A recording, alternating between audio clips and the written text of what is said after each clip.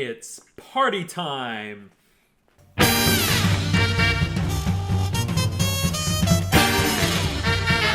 Mask is a 1994 movie adaptation of the comic book series of the same name, published by Dark Horse Comics, starring Jim Carrey as Stanley Ipkiss and the Mask.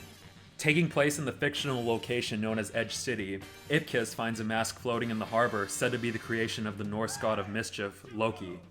Yes, Loki. Whenever Stanley puts on the mask, he transforms from an insecure loser into the chaotic green-headed trickster known as the Mask, wreaking havoc across town.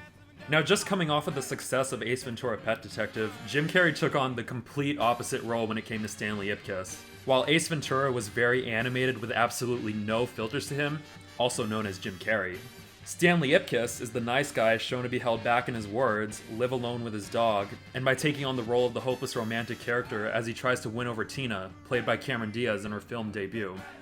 Now, there's a lot of moments in this movie where I think they did a really great job in keeping true to Stanley Ipkiss's personality. Those moments include when Stanley Ipkiss goes back to the bank because he was late for his job, and he ends up outbursting on his boss because he had a bad day. But even after that outburst, he felt really guilty about it afterwards. Genius. He also gets cock-blocked after trying to kiss Cameron Diaz and desperately tries again, but he ends up failing. There's even a moment during the climax when he's pointing a gun at one of the police lieutenants, Mitch Kellaway, and he ends up apologizing with all the sincerity in the world. And I think it's just so funny to see him just apologizing even though he has a gun pointed to his back. I'm really very sorry about this. I'm sure. Milo! I mean, if you ever expected to see Jim Carrey, out of all people, playing the insecure guy in any of his movies, you can see it right here in The Mask. I also think the movie did a great job of playing off of that loser vibe very well, and throughout the movie I kind of felt like that Peter Parker vibe, kind of in the Sam Raimi films. Literally every step that he took, the world decided to take the biggest dump on him possible. He's always late to his job, his car runs out of gas while falling apart on him, his clothes get ruined, and even when he attempts to save a drowning person, it turns out to be a pile of garbage. Like, damn, my man can't catch a break. And eventually, when he gets together with Cameron Diaz at the end of the movie, it makes it all the more powerful after seeing what he's been through for so long. And for her film debut, I thought Cameron Diaz was absolutely amazing.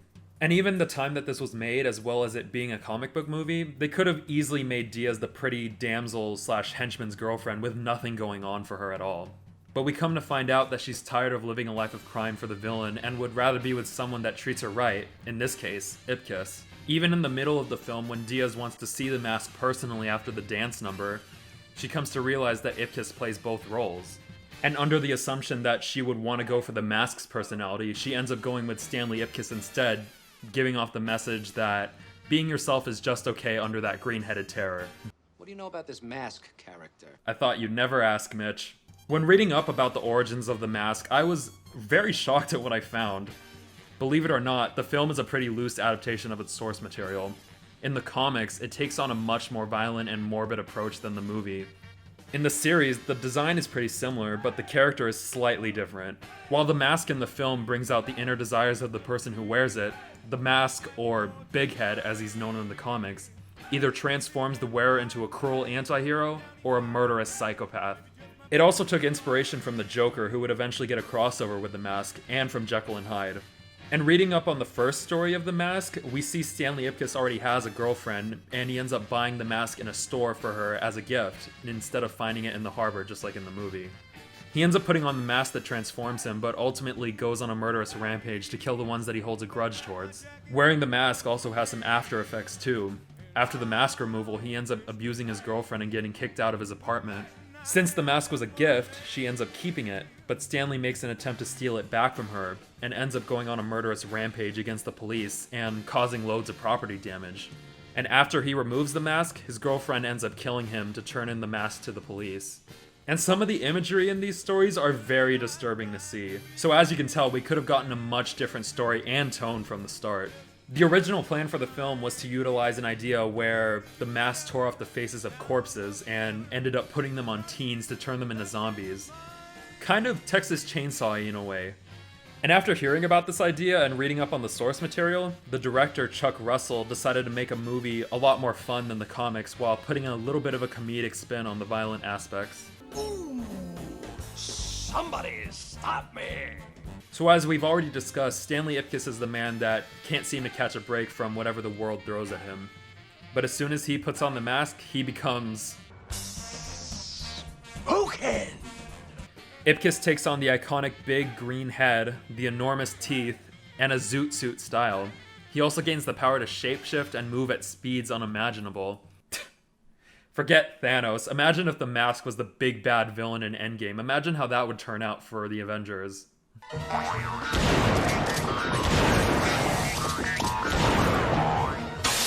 And in terms of casting for the mask, they honestly couldn't have chosen a better actor for this job. Whenever Carrey has that mask on, the movie gets very exciting and fun to watch. And I think the only reason that Ace Ventura did as well as it did was that Carrey carried the whole film. No pun intended. Every time the man wasn't on screen, the film wasn't anything special, and being his first big hit, he definitely made a statement. Luckily for the mask, we get two sides of Carrey that are very interesting to watch. Throughout the film, I couldn't help but think of Robin Williams as the genie.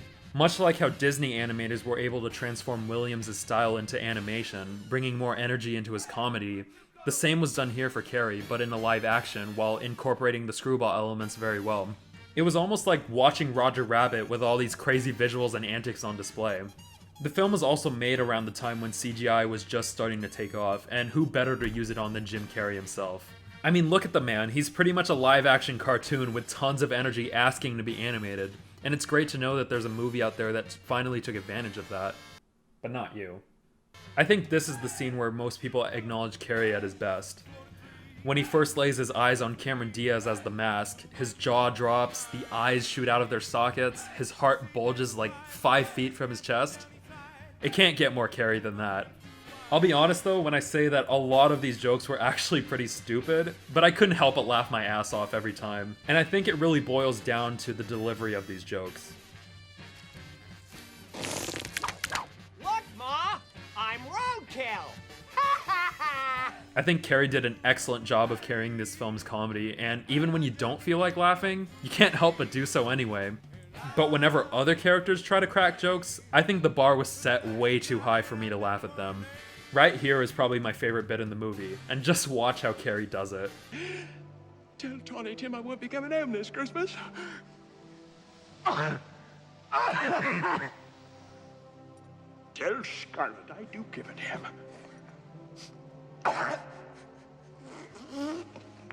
Pardon me. If you didn't at least chuckle, you have no soul. If they had casted anybody other than Jim Carrey, this movie probably wouldn't have done as well as it did, and I think most of the jokes would have just landed flat on their face. Apart from some of the comedy not working, my other issue lied with the villain. I mean, right from the start of the movie, he was pretty bland, and I even had to look up his name when I finished viewing because I just couldn't remember who he was.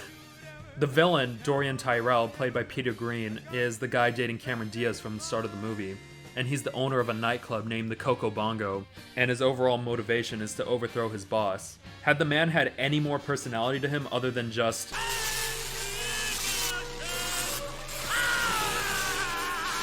and kill, kill, kill, it probably would have been a lot more fun to see him on screen. And the fact that he's playing a comic book villain really didn't help him much either. That's a spicy meatball!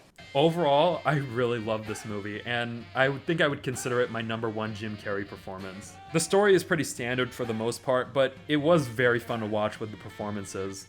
One of the first films to incorporate CGI with an actor that can carry the comedy from start to finish was very delightful to watch. I think it gave the right balance for adults by giving them the character of Stanley Ipkiss as well as some of the humor of the mask. And for the kids, they get to enjoy something with pretty visuals and someone that can act very silly on screen. I think it was the perfect film to help launch the careers of Carrey and Diaz. If you haven't watched it yet, I would highly recommend it, and I think I'd have to give this movie 9 out of 10 creepy Jim Carrey faces. SMOKIN! But what did you guys think of The Mask? Did you love it? Did you hate it? Do you not care to watch it? I'd love to know in the comments below. And if you made it this far in the video, I'd love it if you leave a like on the video and subscribe to the channel for more future movie content. Thank you guys for joining. Oh my god, there's a sequel to The Mask? You better believe I'm gonna check that out. In fact, I'm gonna review that on Thursday. Until then, I'll see you later.